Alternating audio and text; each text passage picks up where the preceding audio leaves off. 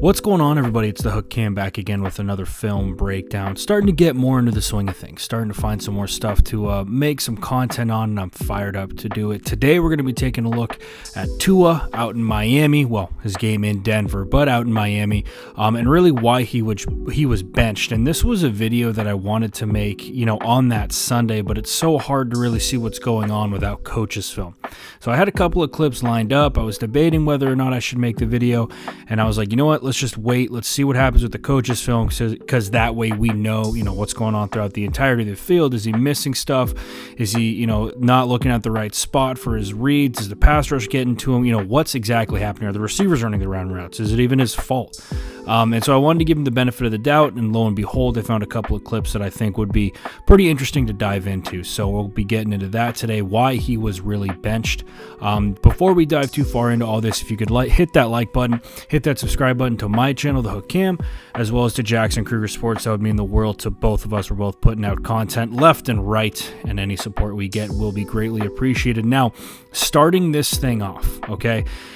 I guess first things first, really what I should say is that I don't think that Tua played really horribly. I don't think that it was just an absolute, horrible game. He's never going to play again. Nothing like that. And sometimes with young QBs, it's almost better to take him out before things get too ugly. And that to me is really what I felt like was the vibe in Miami. It wasn't necessarily this is all on Tua, because the offensive line didn't play well. Receivers weren't exactly great. It was definitely a team effort in that loss. And I don't want to make it all sound like Tua's fault. Now, with that being said, Tua did miss some throws, and I think that he had a couple of mental errors that we should take a look at. So with this first play, all we're going to get is just a very, very simple rollout play. Every high school, college, whatever runs this sort of play, right? All we're going to get is a check release right here from our tight end. We're going to work upfield on a little comeback with our number one, and then we're going to get our crosser on the other side of the field with number two. Now, as we work out here, the way that I've known to run this play is you read low to high. So if this dude's open right now, you hit him, right? If he's not, then you work upfield, hence the low to high sort of read, right? As he's rolling out right here, we got to hit this. We have to hit this. We got this safety right here who's lurking in that area. This to me was just a bad read in general, and to me, once again, like I said, every place that I've been, we hit this low to high. So as he works right here, we're going to get that pressure on our face. We got to dump it off to our tight end right now, let him work upfield, pick up some yardage. Instead, we go and we try to force that ball, and it gets picked off. Now, there was a flag on that play, and they did end up scoring on that drive. I get that. No harm, no foul. But at the end of the day, when you're watching film and you're going through, how'd this kid do, this really isn't a positive play for him. Now, getting into this next play right here, this is a third down, I believe. Bunch set at the top of the formation here for the Dolphins. All they're going to do is they're going to work a really simple, right? Working outside with their number three, working a corner with their number two, and then with their number one, he stemmed upfield, and then he's coming inside on the slant. Now, this is his first read. That's where he's looking right off the bat as he hits his last step in his drop. And obviously we got a safety coming down to lurk on that. The thing that's tough, and once again, I don't want to rip the kid because I don't know what he's told to read. And to be honest, nobody except the guys in that building know what he's told to read. But when there's blown coverage to this extent right here, right, where he's coming down on this slant and we get this dude wide open on the corner, as he steps up and he sees that this is covered, he has to be looking at the other stuff on the side of the field. Can I squeeze this ball over to the sideline? Am I going to have this corner? If he stays on this, right, he's going to have this corner, and this is a massive game for them. Instead, he, messes around too much in the pocket, steps up, and ends up getting sacked. So, two bad plays in those situations. But moving on to a little bit more of this film, the third clip that I saw, this one I really question his pre-snap decision making, right? And so I think I should probably dive in a little bit to the option routes that receivers have. A lot of times with receivers and routes, they'll have what's called an option route. And the option route is based a lot of times on what the defensive back's leverage is pre-snap, right?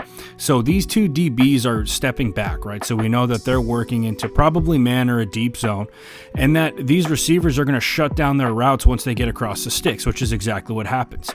Now, I don't hate the throw, and I don't hate, what the receivers are doing. My biggest question is, why aren't we looking backside in this situation? right? And I don't know if it's an ego, I don't think it's an ego thing, but I just question why he's not working backside on this. This is a shorter throw. It's an easier throw to make. There's no way that this backer is going to work all the way across, because we all know this ball is supposed to go to the outside, right? There's no way this backer is going to sink underneath. Maybe pre-snap he saw him creeping backwards and thought he was going to drop. I just question why we're going up top. You're on the opposite hash. This is a big throw to make, and all that happens is, right, the longer a ball has to travel, the more time that it's going to take to get there, which is why that defensive back closes on it.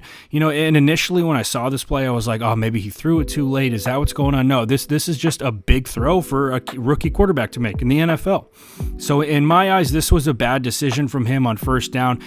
Take these easy yards at the bottom. And this is a pre-snap thing to me, because if he has the time, right, obviously if everything's sunshine and rainbows in a football game, he can look backside on that and hammer that ball, but that's not where he goes. He goes to the 3-by side, and obviously it ends up being an incomplete pass. Now, this play right here, once again, is pre-snap, right? We have to be able to see pressure before. Anytime you have two guys stacked over each other like this, you're going to get pressure from that side, and that's something that's pretty universal in football. If you have two guys that are stacked over each other like that, this dude's coming, and this dude's going to have coverage on this guy that he's leaving, right? So as we see this pressure, and he's looking to this side too, even if he's not reading that pre-snap, he's looking to this side. You have to rip this ball right now, right over this dude's head right there, and we're picking up some easy yardage with that receiver. He doesn't. He hesitates. He tries to look backside on it, ends up getting sacked. So we're seeing a decent amount of mental errors pre-snap, more than anything with Tua so far in this game, right? So now we go and we move on to the red zone. Obviously, this is a tight football game. You need points. It's going to be a gritty game in Denver, Mile High. Everything's a lot tougher up there, no doubt. I don't entirely want to rip Tua on this throw, because I understand where he's going pre-snap. I actually like where he looks at. So pre-snap, he looks up top. And once again, what's the cornerback's leverage, right? He's off. So as we work upfield, he's going to break this thing on an out. I don't like this route from the receiver at all. He takes way too long at the top of his route. DB knows exactly where he's going and breaks on it. I just think it took too long. What I wish he would have done, and what he actually does do, boom, is he looks backside to this thing. Now what's going on the backside, on the 3-by side, right? All that we're getting is a really simple under from number 1, a corner from number 2, and a post from number 3. In the red zone, most of the time you're going to get cover 1 or you're going to get cover 2, okay? So what's happening on this? We got 2 high safeties, right? Cover 2, you're going to want to hit that corner ball. And to me, in this situation, you have to try and get this thing over the top in the bucket to this dude. And ultimately, my thought process on that is, you're in the NFL. This dude's probably a stud athlete, and you want to give him a chance to make this play. And you got to trust your arm. Like I say, everything kind of goes into it. Like, your first round draft pick, you should be able to make this throw. He doesn't. He hesitates on it. And again, yeah, it's a split second to go and make that throw. 100%. It's you have to kind of know exactly what you're going to do when things start to fall apart. And to me, it didn't look like that Tua felt like he knew what to do when things started to fall apart last Sunday. Now, this play right here, once again, it's a little bit of pre-snap, and it's the ability to kind of understand what's happening as soon as that ball is snapped. Now, all that's happening is Denver's going to drop 7, right? They're running cover 1. We got pretty much man coverage across the board. We're manned up here, manned up here. They're going to pass stuff off, though. He's not going to completely run with it. But when we have stuff like this, we got to be able to hit our check down, right? There's nobody out here, and it's easy to sit there and be Monday morning quarterback, how does he not see that check down? And I don't want to be that guy, because like I said, there's a lot that goes into it, especially playing in Denver. It's a tough place to play. I get that. But you have to know, okay, they're dropping 7. They're letting us take up some easy yardage right here. And you have to know, who's going to be covering your check down once you get out of this thing, right? It's most of the time it's going to be this Mike who's bossed up with your back, right? So as he drops, he's looking right here to number 2. And then he continues to drop.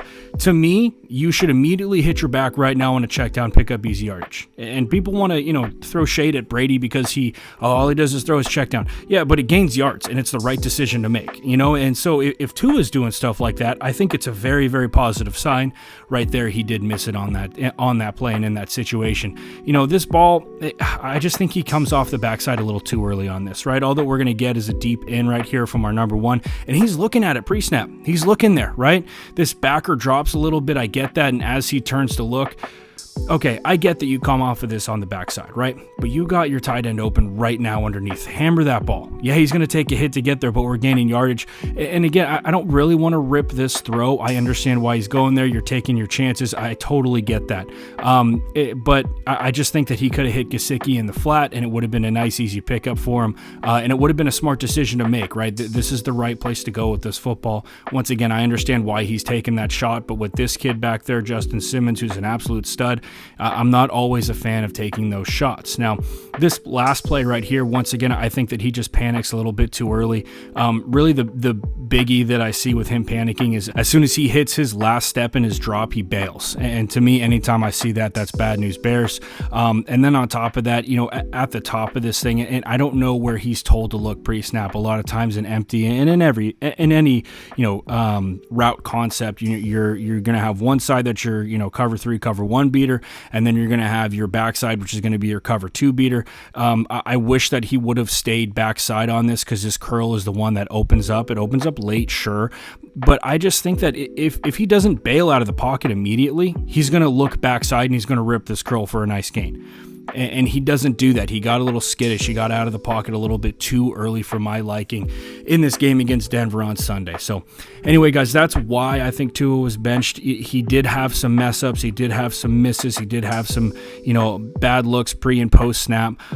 Is this the end of the road for Tua? No, not at all. And I really hope that people don't gather that from this video. I think he's going to have a really good career. He's looked good so far, but you're going to have lapses like this. You're going to have games that don't go your way. So anyway, guys, that's all I got for you today. Hope you enjoyed the video. Hope you found it informative. If you did, if you could hit that like button, hit that subscribe button to my channel, The Hook Cam, as well as to Jackson Kruger Sports, that would mean the world to both of us. So that's all I got for you guys today. Hope everybody's staying safe and will enjoy their Thanksgiving. Watch some football. Everybody's fired up for that. So that's all I got for you guys today. Make sure we're washing those hands, and I'll see you next time.